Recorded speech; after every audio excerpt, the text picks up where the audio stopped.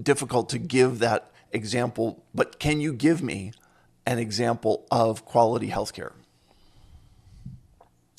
Yeah, my example of quality healthcare would really tie directly into accessibility and affordability, which is if you have a health insurance plan through your employer, and that employer says it's more important to us that you are able to go to the doctor when you feel ill so we can prevent you from having complicated illness before, we're going to make sure that your copay is zero. And not only are we going to make sure your copay is zero, but we're going to flip the co-insurance piece of this. And that is, we're going to pay the majority of it out front and worry about the 20% of your portion later. We're going to cover that 80% up front. So for any consumer, you've eliminated the cost burden from them being able to seek care. Then the second context is to say, you know what? We need to make sure that there are healthcare providers that are near where you work, play, and worship. See, a big part of this is that you can have two people who work at the same employer, who do the same job, but one of them lives in a zip code. For every 1,000 persons who live there, there's only one doctor. Mm-hmm. But another person who lives in a neighboring zip code, for every 1,000 people, there are 100 doctors. And so you would think that why can't the person with only one doctor go right across into the next zip code? But there's some real and perceived barriers that might keep people. They may not have transportation. They may not feel welcome in that community.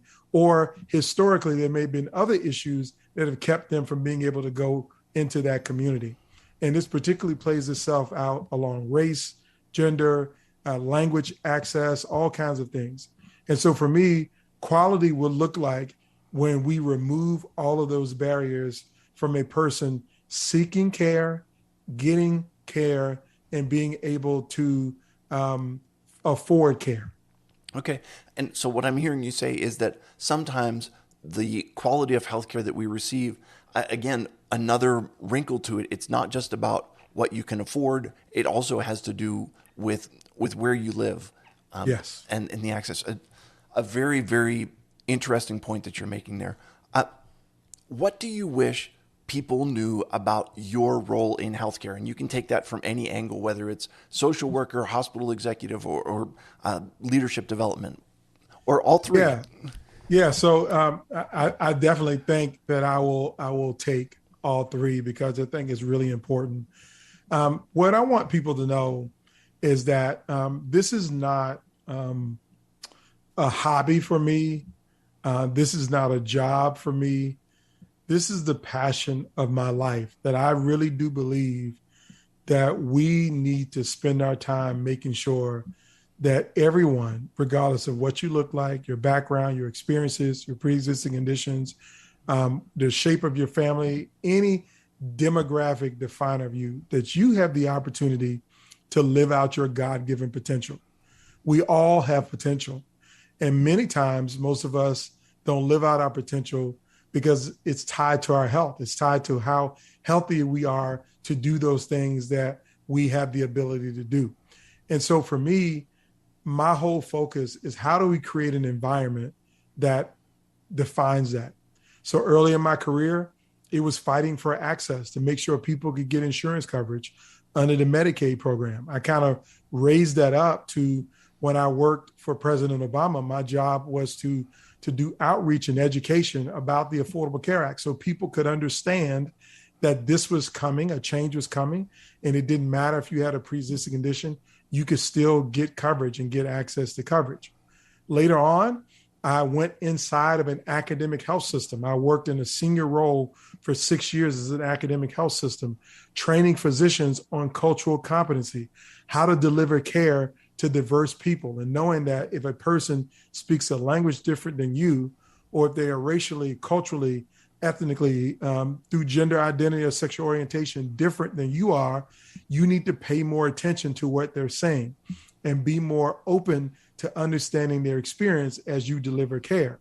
And now I spend my time helping the healthcare workforce. Now, what do I mean helping the healthcare workforce? We have over 1 million people who work in healthcare. And I would love to say that every hospital is like you see on Grey's Anatomy or on ER or on Marcus Welby or Trapper John MD, but it's not like that. Healthcare is a high stress environment for everyone that works there. Every decision can be life or death. And many times when you have those high stakes, tempers get short. People don't have a lot of tolerance and patience at all. And mistakes are something that are not tolerated. So for the workers in healthcare, it can be very toxic and hostile. And people get mistreated every day. If you look at the physician suicide rate, the number of physicians who want to take their own life is twice as high as that of the general population. 55% of doctors have thought about leaving the profession in the next 10 years. And don't get me started on how nurses are an epidemic in terms of they're missing from the workforce. We can't keep nurses or retain nurses. And it's because of the toxicity in the workforce. And so now my goal is to help leaders in organizations that run hospitals and healthcare organizations build a kind of culture where every healthcare worker will thrive and where they feel valued and respected every day. But most importantly, when you need them the most as a patient, that they're ready to serve you because they're not stressed, because they're not in a toxic environment, and they can do the best job possible delivering quality healthcare so you can go back home to your family and your community and live out your God-given potential. That's what I want people to know. I'm most passionate about this from top to bottom, from inside to out.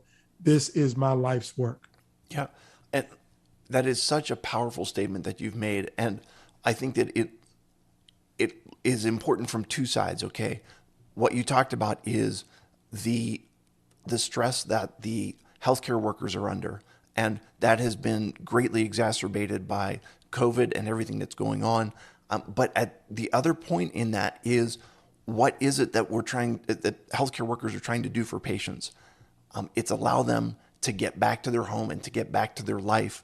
And in that way, both sides need to be taken care of, or the whole system has basically failed. Yes. What excites you about the future of healthcare? I think what excites me, and this is kind of like the silver lining for me inside of the global pandemic around coronavirus, the novel coronavirus of COVID-19, is that more than ever before, the American public is seeing the value of our healthcare workforce. Everyone from the people who are in patient transport, to the physicians, to the nurses, to people who work in ERs, to the people who have to buy items in the supply chain to make sure there are enough masks and enough gowns and enough gloves and enough Q-tips. All of these things, people are really seeing the value of our healthcare workforce. And so I think that's going to create an opportunity for us to have a new conversation of how do we build a better system? How do we prepare for the next pandemic? How do we make sure that what is happening right now never happens again? And this is going to come with a lot of challenge, but it's also going to come with something else that I'm really big on, are some innovations. Like I mentor a lot of entrepreneurs, people who are now entering into the healthcare space, who started companies that are really focused on meeting the supply chain needs around personal protective equipment, people who are trying to find ways to get vaccines to market faster, people who are providing COVID testing, not just for COVID, but for flu A and flu B, and can do 48,000 tests in 1 hour to make sure that we reach so many people. These are the kind of companies and the innovations that I'm starting to see.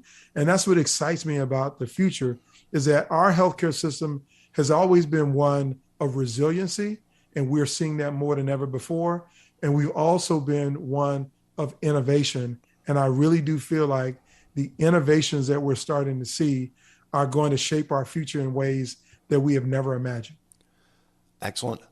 What is one thing medical professionals can start doing today to improve the quality of healthcare?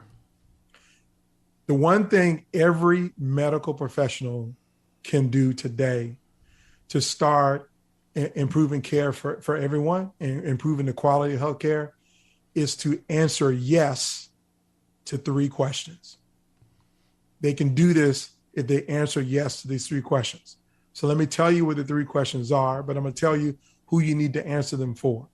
You need to answer them for every patient, for every member of your healthcare team, every family member, every visitor, and every person that you come in contact with.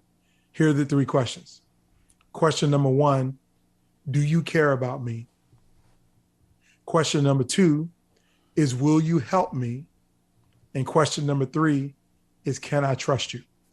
Now, when I say answer yes to those three questions, I don't want you to answer yes to those three questions with your words. I want you to answer yes to those three questions with your actions. How are you showing the care team that you care about them, that you're willing to help them, and that they can trust you? How are you showing that parent, that visitor, that child who is with a sick parent that you care about them, that you're willing to help them to get back to their lives and live out their God-given potential, but more importantly, that they can trust everything that you say and do is going to be focused on those first two questions. That's what every healthcare, every medical professional should be doing, is through their actions answering yes to those three fundamental questions.